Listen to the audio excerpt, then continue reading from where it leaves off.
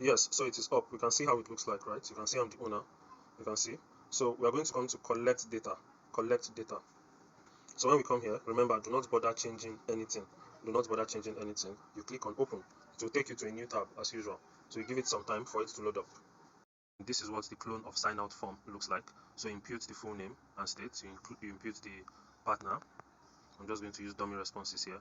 Include the image, right?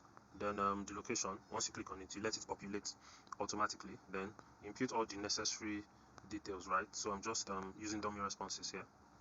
So the location is taking quite some time. You can keep tapping on it for it. You can see it has populated, right? Accuracy of 300 meters, but we expect it to be from 10 meters less. Then you can submit. I'm only submitting because this is a clone form, right? This is just for learning purposes. So submit. You see, it's rolling. So you are going to see what it looks like when the submission is successful. Login required, so I have to log in. I was logged on previously.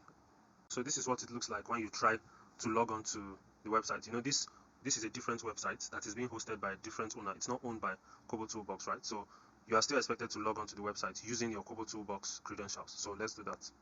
Then you can always ask to remember me, submit. So this is the process, this is the procedure that you are going to use to complete a form online. That's if and when you are having difficulty with doing the same thing offline, right? So it's loading up. Let's hold on for a bit while it comes up.